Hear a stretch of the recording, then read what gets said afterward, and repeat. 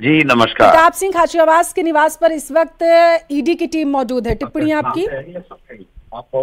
देखिए, ये हथियार बन गए हैं भारतीय जनता पार्टी की केंद्र सरकार के, ईडी, इनकम टैक्स, सीबीआई, और इन हथियारों का प्रयोग केवल और केवल जो विपक्ष के नेता हैं और जो इनके खिलाफ बोलते हैं उनके ऊपर पूरी तरीके से किया जा रहा है। प्रताप खाचरियावास एक दबंग नेता है, ईमानदार नेता है, और जब इन्होंने आईफा पे 100 करोड़ के सवाल उठाए, जब इन्होंने गोविंद देव जी के मंदिर और खाटू श्याम जी के मंदिर पे पैसे कांग्रेस की सरकार ने दिए थे, वो पैसे नहीं देने पे सवाल उठाए, जब जनता के मुद्दों के ऊपर जब उन्होंने बात की और सरकार को घेरने का काम किया, तो इनके पास अब एकमात्र यही बचा था कि ईडी, इनकम टैक्स और सीबीआई की एजेंसियों को ये घर भेजें और डराएं धमकाएं। लेकिन प्रताप खाचरियावास कांग्रेस का वो बब्बर शेर है, राहुल गांधी और खड़गे साहब के हम लोग सिपाही हैं, हम कोई डरने वाली नहीं है। ये आएंगे चले जाएंगे, मुंह की खा के वापिस चले जाएंगे, कोई फर्क नहीं पड़ता। लेकिन ये माना जा रहा है कि पीएसीएल के तहत ये कार्रवाई करने के लिए वहां टीम पहुंची हुई है। अब आप देखिए, ये माना जा रहा है, आप ये कह रहे हो, तो ये कितने साल से चल रही है ये कार्रवाई? कितने साल से चल रहा है ये केस? तो फिर ये कौन सा कानून हुआ? ये कौन सा कानून हुआ कि जब चाहे मर जाओ, जब आ जाओ मर जाए, जब चले जाओ मर जाए, जब धमका दो? एक समय सीमा भी होती होगी ना किसी मुकदमे की, किसी बात की कोई समय सीमा भी होती होगी। ये तो कह रहे हैं 10, 11, 12 से, तो फिर अब तक क्यों नहीं की इन्होंने कार्रवाई? आप बताइए, ऐसी क्या बात आ गई? तो समय सीमा की अगर बात करें गोविंद जी, तो जो जानकारी है वो ये है कि 2003 में पीएसीएल की स्कीम को राजस्थान में सीआईएसएस स्कीम नहीं माना गया था और बिजनेस चलाने की मंजूरी तत्कालीन सरकार ने दे दी थी। 2003 में कांग्रेस की सरकार थी। बताइए जरा। देखिए, केस के बारे में मुझे नहीं पता है, वो तो वही परिवार ही ज्यादा बता पाएगा। है ये तो डॉक्यूमेंटेड है ना सर। 2003 में आपकी सरकार थी ना? किसकी सरकार थी? तो फिर क्या हो गया? सरकार होती तो सरकार ने किया क्या गड़बड़? नहीं सर, मैं ये पूछना चाहती हूँ कि मौजूदा सरकार ने नहीं माना था और बिजनेस चलाने की मंजूरी दे दी थी, और ये घोटाला सीबी की तरफ से लगातार जब शिकायतें आ रही थी। नहीं तो कौन मना कर रहा है? तो जांच करने के लिए कौन मना कर रहा है कि जांच मत कीजिए? जांच के लिए कभी मना किया क्या? पहले भी आए थे, नोटिस भी आए थे, कोर्ट तक गया, बताते मामला, सुप्रीम कोर्ट तक मामला गया हुआ है। तो जांच करने में किसी को कोई आपत्ति नहीं है, लेकिन ये तो ट्रेंड पड़ गया है इनका, और इनके हथियार हो गए हैं ये ईडी, इनकम टैक्स। जांच तो सेबी करवा रही थी। 2014 के बाद सेबी ने ये माना कि हाँ, इसमें जो निवेशक थे वो दोषी थे, इन पर कार्रवाई होनी चाहिए, और इनके जिनके संरक्षण में फला फूला उन पर भी कार्रवाई होनी चाहिए। 2014 है या 2025 है? जी आप बताइए। 2014 है या 2025 को बताइए जरा से सर। अभी तो 2025 चल रहा है, मुझे स्पष्ट बता रहा हूँ कि किसी भी आपराधिक प्रकरण में, कोई भी मामले में जांच करने में किसी को कोई आपत्ति नहीं हो सकती, लेकिन जो रवैया इनका बना हुआ है केवल और केवल विपक्ष के खिलाफ, उनको डराना धमकाना, उनको प्रताड़ित करने का बना हुआ है। क्या इस 10 साल के अंदर आप बता सकते हो कि एक भी बीजेपी के नेता के खिलाफ किसी तरह की ईडी की रेड हुई है? क्या आप बता सकते हो? एक भी बता सकते हो? आप कह रहे हो ना कि ये तो डॉक्यूमेंटेड है, ये तो ये है, ये तो ये, आपको बहुत जानकारी, अच्छी बात है। मैं ये पूछना चाहता हूं कि क्या किसी भारतीय जनता पार्टी के या एनडीए गवर्नमेंट के किसी नेता के खिलाफ कोई प्रकरण नहीं है ईडी का? क्या उनके ईडी की रेड पड़ी है? क्या उनको अरेस्ट किया गया है? क्या उनके खिलाफ कोई केस हुई है? क्या ये 2800-2900 करोड़ का मामला बता रहे हैं? क्या इसमें बीजेपी का एक भी नेता कार्यकर्ता शामिल नहीं है? आप कह सकते हो? तो फिर विपक्ष के लिए है ना ये सारे हथियार। तो जांच कराने के लिए कौन मना कर रहा है? पहले भी जब इनको नोटिस गया है, बाकायदा गए हैं, इनके बयान दर्ज हुए हैं। आज भी अगर आए तो जांच करें, जांच में किसी को आपत्ति नहीं है।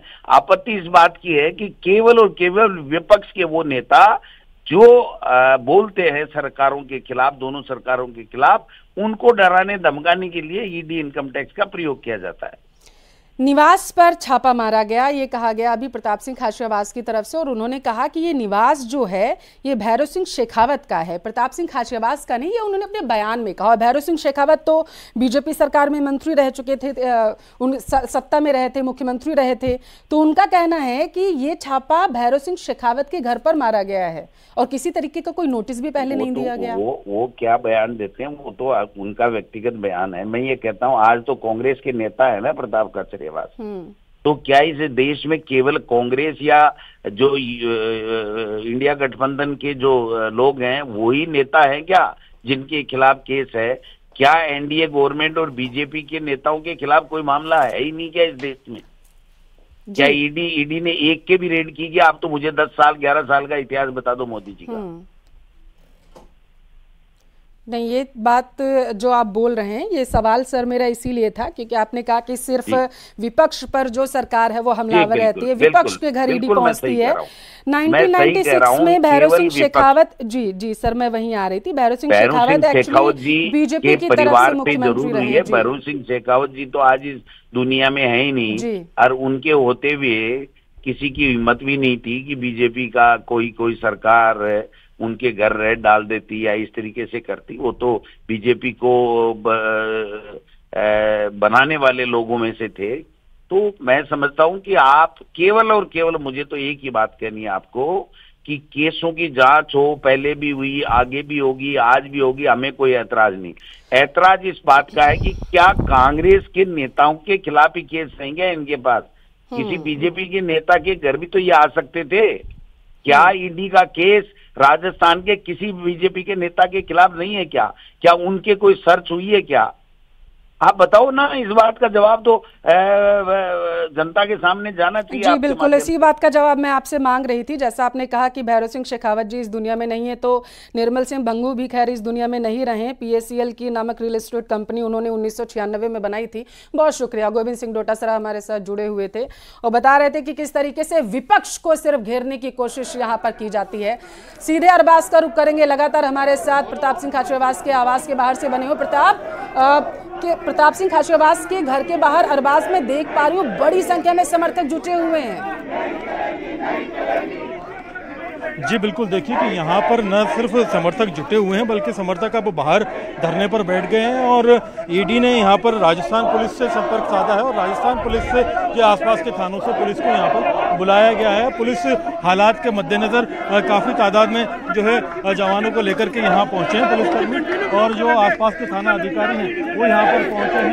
वो पहुँच करके लॉ एंड ऑर्डर को संभालने की कोशिश कर रहे हैं। उन्होंने यहाँ से कार्यकर्ताओं को हटाने की कोशिश की, लेकिन कार्यकर्ता यहाँ से हटने के बजाय दरवाजे के बाहर ही एक तरह से बैठ करके धरना नारेबाजी कर रहे हैं और विरोध कर रहे हैं। यहाँ पर आप देखेंगे कि काफ़ी तादाद में राजस्थान पुलिस के जो जवान हैं, आसपास के थानों से पुलिस के जो लोग हैं वो यहाँ पर बुलाए गए हैं एक तरह से ईडी को सपोर्ट करने के लिए, क्योंकि जिस तरह से लगातार तादाद यहाँ पर बढ़ रही है, इस तादाद के बढ़ने के बाद में आप अगर देखेंगे तो यहाँ पर कार्यकर्ताओं के आने के बाद में पुलिस भी यहाँ पर काफ़ी तादाद में बढ़ी है। और पुलिस में यहाँ पर बढ़ने के बाद में जो सिचुएशन है, सिचुएशन में जो है लोगों से अपील की है कि वो यहाँ धरनेबाजी जो है ना करें, नारेबाजी ना करें, और राजस्थान पुलिस जो है उसको यहाँ पर बुलाया गया है। कुछ RPS ऑफिसर बुलाए गए हैं, उनके साथ में जो है लॉ एंड ऑर्डर को मेंटेन करने के लिए यहाँ पर बुलाया गया है, क्योंकि जिस हिसाब से लोग नाराज़ हो रहे हैं, कांग्रेस के कार्यकर्ता जो है काफ़ी तादाद में यहाँ पहुँचते जा रहे हैं। उनकी तादाद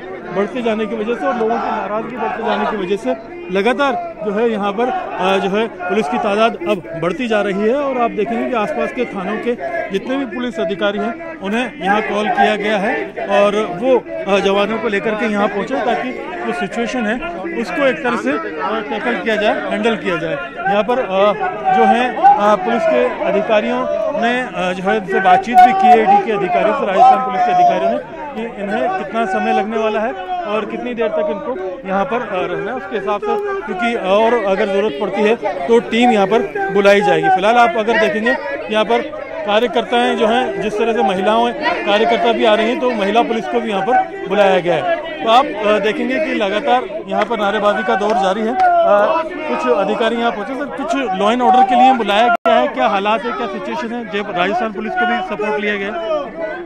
निष्पक्ष और सही तरीके से जांच हो और कानून व्यवस्था नहीं बिगड़े, एजेंसी अपना काम करे, इसके लिए करें।